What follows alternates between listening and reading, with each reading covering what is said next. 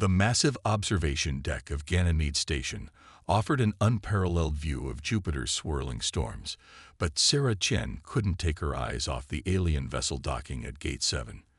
The Varric ship looked like a massive art piece, all sweeping curves and iridescent metals that seemed to shift colors as it moved. Yet something about its design kept nagging at her engineer's instincts. Admiring our guest's arrival, Dr. Harrison appeared beside her, his weathered face reflecting the soft blue glow from Jupiter. As the head of Earth's Xenotechnology Integration Program, he'd been preparing for this moment for months. "Something's odd about their thermal venting pattern," Sarah said, gesturing to the faint heat shimmer along the ship's hull. "See how it pulses. That's incredibly inefficient for a civilization supposedly centuries ahead of us." Harrison smiled. "And that's exactly why you're on this team, Chin. You see things others miss." He handed her a tablet. "You'll be working directly with their engineering liaison. Try not to point out too many flaws on day one."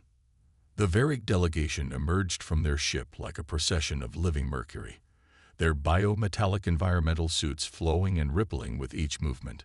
Their leader, Ambassador Ixel, stood nearly 3 meters tall, his suit decorated with complex patterns that Sarah suspected indicated rank or achievement. "We welcome you to the Sol system," Harrison said, performing the traditional greeting gesture they'd been briefed on, a complex motion of interlocked fingers. Ixel's suit rippled with what they'd learned to recognize as pleasure. "The Varric Alliance is honored to begin this exchange of knowledge. We have much to teach your species about the harmonies of space-time." Sarah noticed how the ambassador's suit vented excess heat in the same inefficient pattern as their ship. The engineer in her was already cataloging possible improvements, but she kept quiet. This was about diplomacy, not efficiency ratings. Over the next several weeks, Sarah worked closely with Kex, the Varric engineering liaison. Despite their radically different physiologies, the Varric required their suits to survive in Earth-normal atmosphere. They developed an easy rapport. Kex shared her fascination with pushing technological boundaries, even if their approaches differed dramatically. "Your species' approach to engineering is unique," Kex said one day as they examined the schematics for a Varric FTL drive. "You seek to dominate natural forces rather than flow with them."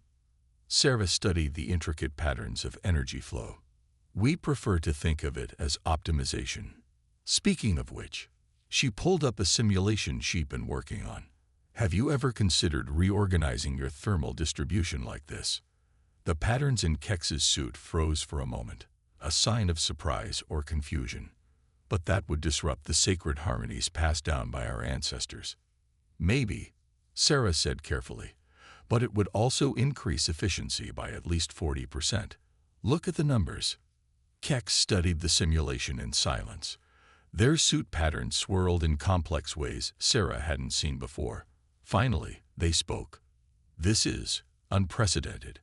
Our designs have remained unchanged for millennia. They are perfect."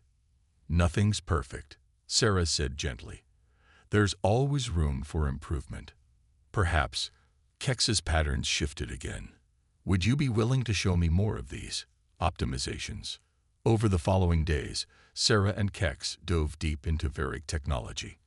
What started as simple efficiency tweaks led to fundamental insights about how their systems worked. The Varric approached engineering almost like an art form, with elegant but often roundabout solutions. By applying human pragmatism and optimization techniques, Sarah began to see ways to dramatically improve their designs while maintaining their core principles. However, not everyone was pleased with this development.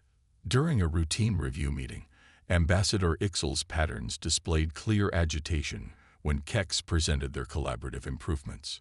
"These changes," Ixel said, his usual melodic tones sharp with concern, "they deviate from millennia of proven design philosophy. The harmonies must be maintained." "With respect, Ambassador," Sarah interjected, pulling up comparative data. "These modifications actually enhance the harmonies you value. We're not replacing your technology. We're helping it evolve." The ambassador's patterns went completely still, a reaction Sarah had never seen before. The tension in the room was palpable as Ixal studied the data in silence. Finally, his patterns resumed their normal flow, though subtly different than before. "You understand more than I expected," he said slowly. Perhaps there is wisdom in viewing our sacred designs through fresh eyes. Continue your work, but proceed with caution. Not all among my people will be as receptive to change." Looking out at Jupiter's eternal storms, she couldn't help but feel they were on the verge of something momentous. Humanity's first steps into the galactic community wouldn't be marked by conquest or submission, but by doing what humans did best, taking the impossible and making it work better. But as she watched another Varick ship dock, its inefficient thermal patterns now obvious to her trained eye, she wondered how many other sacred harmonies they might end up disrupting in the process. Change was coming, whether the galaxy was ready for it or not. Sarah's fingers flew across the holographic interface as she fine-tuned the power distribution model. 3 months into the exchange program, Ganymede Station's lab had become a curious blend of human and Varick technology. Sleek Earth terminals sat beside flowing alien interfaces that pulsed with biometallic light. "The simulation is ready," she announced, glancing at Kex, whose environmental suit displayed patterns of anticipation. "If we reverse the polarity of the harmonic resonators and introduce a quantum feedback loop here," she pointed to a swirling node in the design. "Such a modification would be considered heretical by our traditionalists," Kex said, but their patterns showed curiosity rather than disapproval. "The sacred geometries have remained unchanged since the Great Awakening. Sometimes the greatest breakthroughs come from challenging tradition," Sarah replied, initiating the simulation. The holographic display erupted with streams of data as their modified Varick power core design spun to life. The results were immediate and stunning. Energy efficiency jumped by 300%, far exceeding their theoretical predictions. Sarah checked the numbers 3 times, certain there must be an error, but there wasn't. This is impossible." Kex's patterns swirled in complex arrangements Sarah had never seen before. "The harmonies, they're not just maintained, they're enhanced. How did you see this?" Sarah was about to respond when alarms blared throughout the station. Red warning lights flashed as the station's AI announced, "Warning, anomalous energy signature detected in Lab 7. All personnel please evacuate." "That's not supposed to happen," Sarah muttered, diving deeper into the data. The simulation hadn't just improved the power core's efficiency, it had fundamentally altered how it interacted with space-time itself. Dr. Harrison burst into the lab, followed by a security team. "What's going on here? Our sensors are going crazy." "Sir, I think we've made a breakthrough," Sarah said, quickly explaining their modifications. "The Varick power core doesn't just generate energy. It taps into something fundamental about spacetime. By optimizing their traditional designs, we've accidentally amplified that effect." Harrison's eyes widened as he studied the readings. "Get Ambassador Ixal down here now." When the ambassador arrived, his patterns showed clear agitation. But as Sarah and Kex explained their discovery, the agitation gradually transformed into something else. Wonder. "In all our millennia of space travel," Ixal said slowly, "we never thought to question the basic principles of our power systems. We saw them as perfect expressions of universal harmony." He paused, his patterns rippling. "Yet you humans, in mere months, have shown us that even perfection can be improved upon." The next few weeks were a blur of activity. News of the breakthrough spread through both human and Varick channels.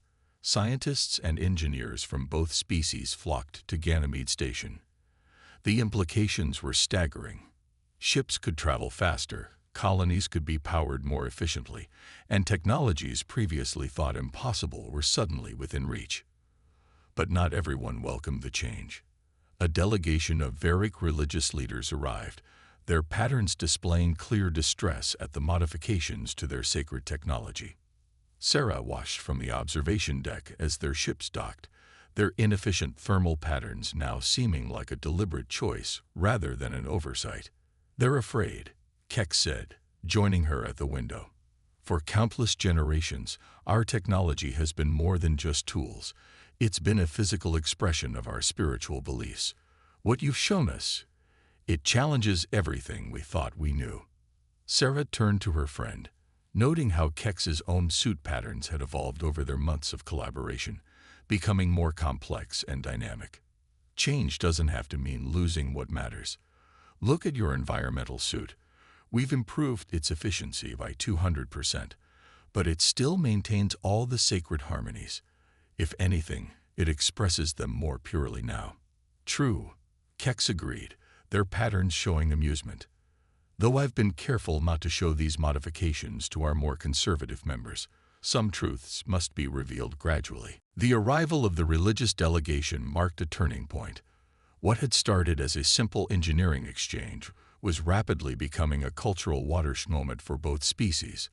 The Varric were being forced to confront the possibility that their ancient traditions could coexist with progress, while humans were learning that sometimes the most significant discoveries came not from breaking with tradition entirely, but from seeing it through new eyes. As Sarah prepared for what promised to be a tense meeting with the religious leaders, she couldn't help but smile at the irony.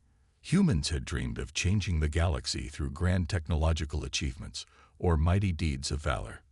Instead, they were doing it by suggesting that maybe, just maybe, there was a better way to manage thermal venting. "Ready?" Kex asked as they headed to the meeting room.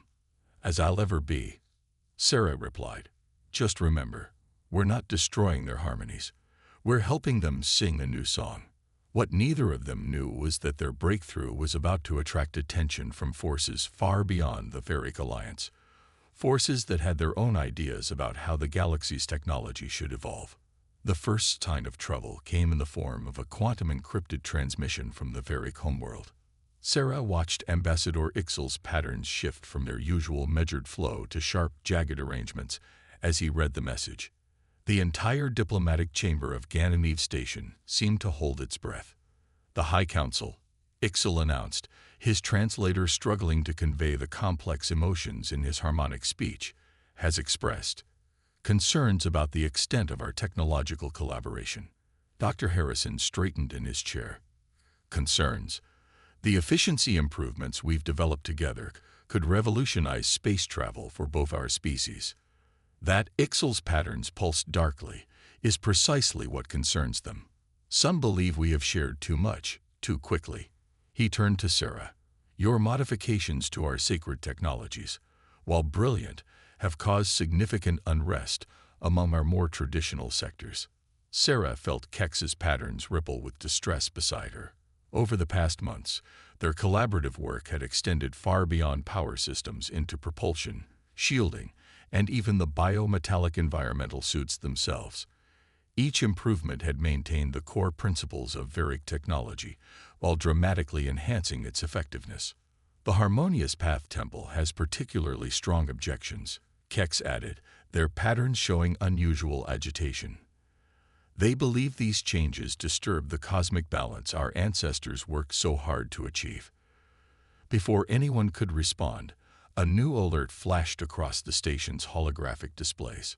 Multiple Varric warships had just emerged from hyperspace at the edge of the Sol system. Their thermal signatures showed they were running on traditional, unmodified systems. "They're from the Temple Fleet," Ixel said quietly.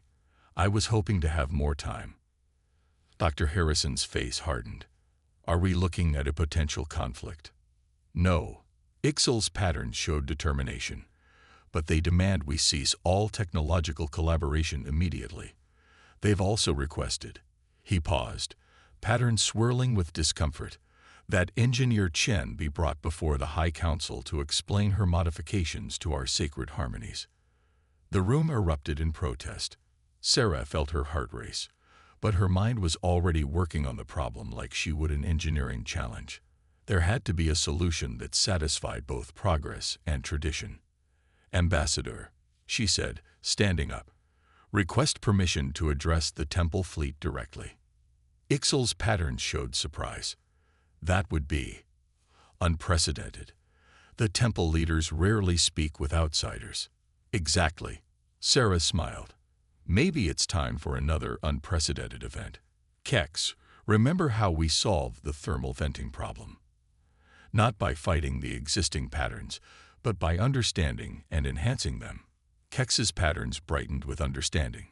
You want to apply engineering principles to diplomacy. Why not? The Varick see technology as an expression of universal harmony. So let's show them how our modifications actually bring their technology closer to that ideal. Over the next few hours, Sarah and Kex worked furiously to prepare a demonstration. They converted one of the station's larger hangars into a makeshift presentation chamber, setting up both traditional Varick interfaces and modified human Varick hybrid systems. When the temple delegation arrived, their environmental suits displayed patterns so rigid and formal, they seemed almost crystalline. The lead priest, Vela Harmonious, towered over even the other Varick, their suit decorated with ancient symbolic patterns that Sarah recognized from her studies of their historical texts. You dare to alter the sacred harmonies, Vela Harmonious began, their translated voice resonating with centuries of tradition. Our ancestors spent generations perfecting these designs. Sarah activated the demonstration system. The hangar filled with holographic displays showing the energy patterns of both traditional and modified systems. Respected Vela Harmonious, please observe. These are the original harmonic patterns your ancestors discovered. She highlighted the flowing energy signatures, then overlaid them with the modified versions. And these are our improvements. Notice how they don't disrupt the original harmonies. They amplify them, bringing out subtleties that were always present but couldn't be fully expressed with the original technology.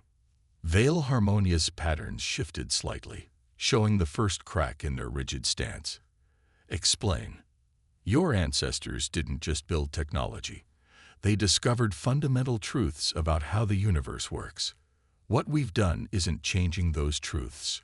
We're helping them shine more brightly. Sarah brought up the quantum resonance patterns. Look at the sacred geometries. In our modified systems, they're actually more perfect, more aligned with the universal constants your people discovered millennia ago. For several tense moments, the temple delegation studied the displays in silence. Sarah held her breath, acutely aware that the future of human-Varick relations might hinge on this moment. Finally, Vela Harmonious spoke, their patterns showing complex emotions the translators couldn't quite capture. You understand the harmonies in a way few outsiders ever have. Perhaps, they paused, patterns shifting. Perhaps change and tradition need not be enemies. It wasn't full acceptance, but it was a start.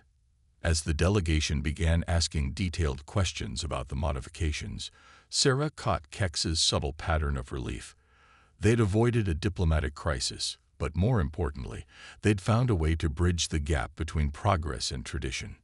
What no one in the hangar realized was that their enhanced systems had detected something unusual at the very edge of their range, something that would soon test the strength of this newfound understanding between humans and Varick in ways none of them could have anticipated. The anomaly appeared without warning. One moment, the long-range sensors were showing normal space traffic. The next, a massive distortion erupted at the edge of the solar system, larger than anything humanity or the Varick had ever encountered.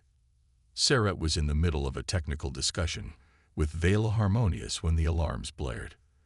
The Varick priest's patterns shifted from contemplative to alert as data streamed across the holographic displays. By the first harmony, Kex whispered, their patterns chaotic with shock. The energy readings, they're off any scale we've ever measured. The distortion was moving, approaching the outer planets at impossible speeds. Traditional tracking systems, both human and Varick, struggled to keep up with its movements.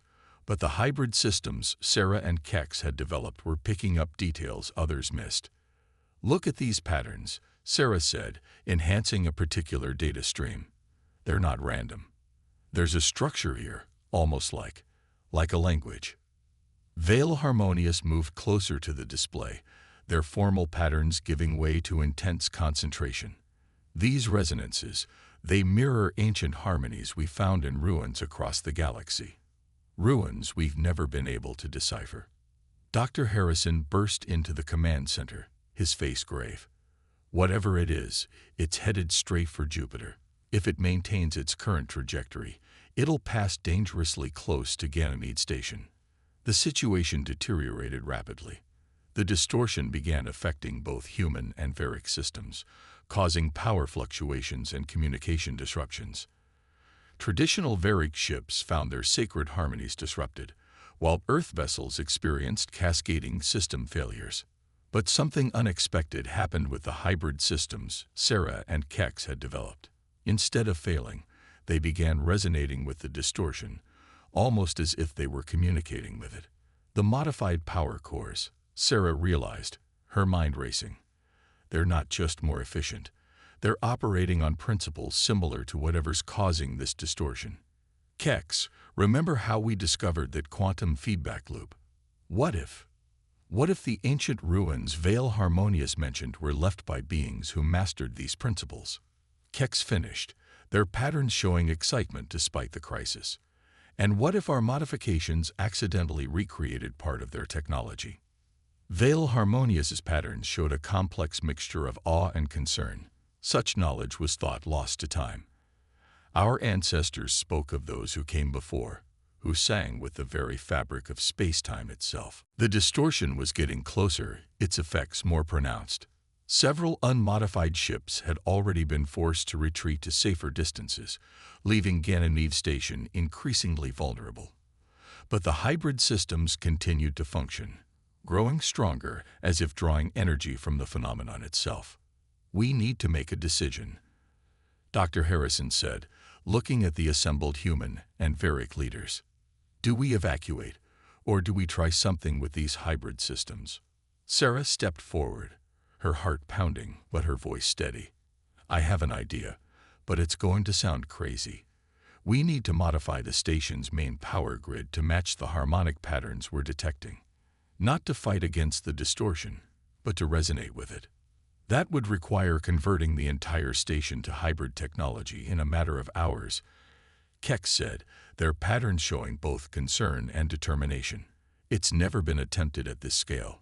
The Temple fleet would need to assist. Veil Harmonious added, surprising everyone. Our ships carry essential components that could be adapted.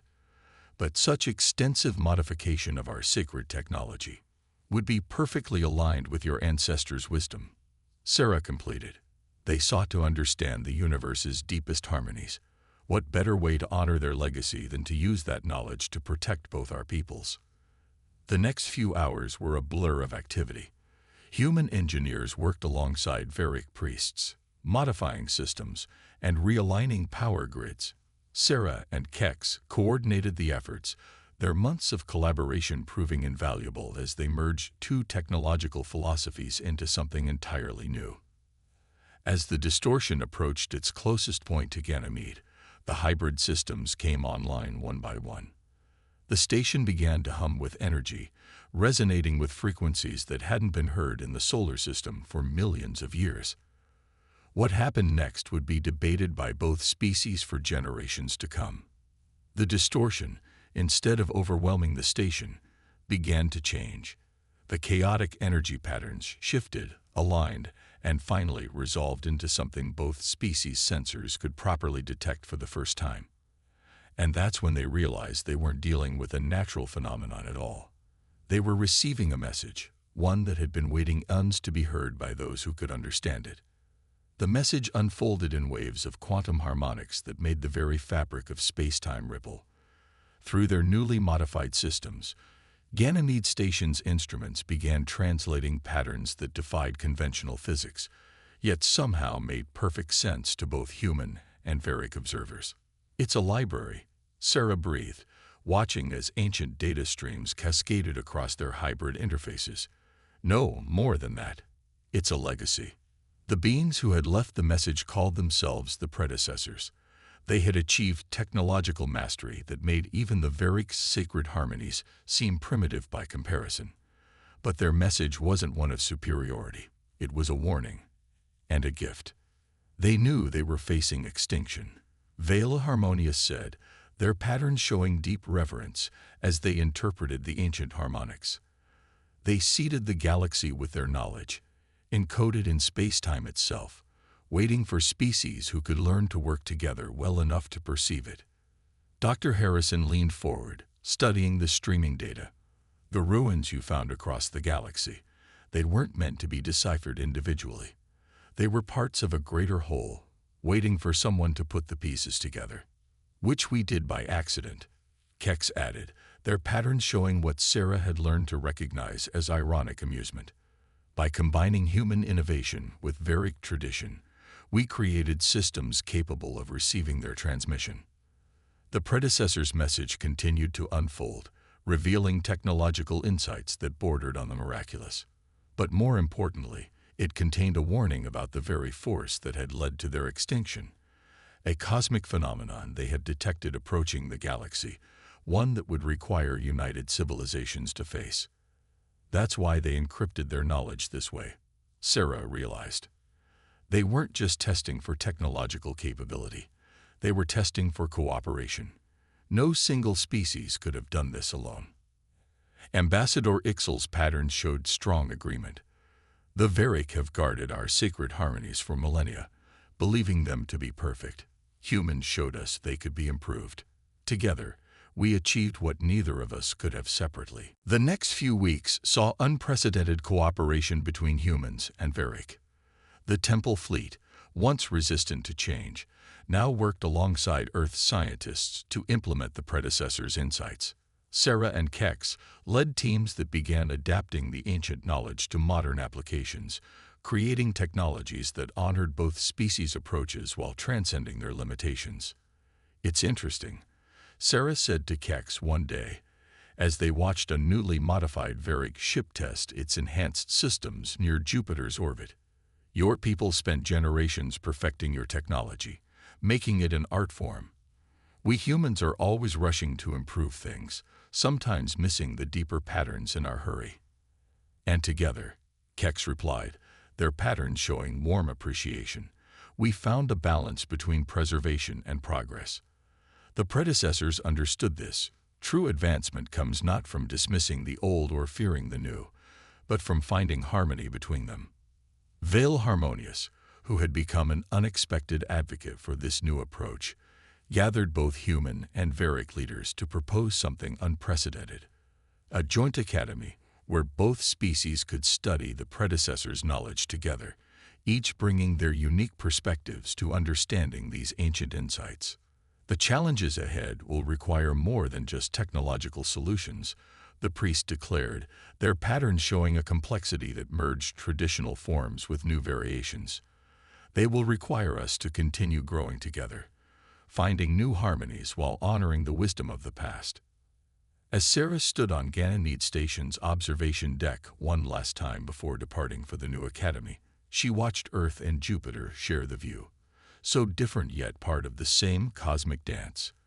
A Varic ship passed by, its modified systems now singing with both ancient harmonies and new innovations. Ready to make history? Kex asked, joining her at the window.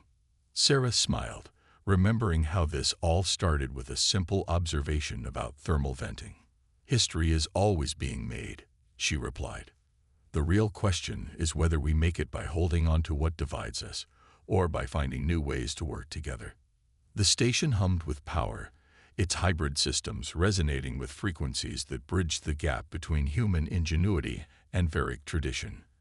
As they prepared to face whatever challenges the galaxy held in store, both species had learned perhaps the most important lesson the predecessors had left them.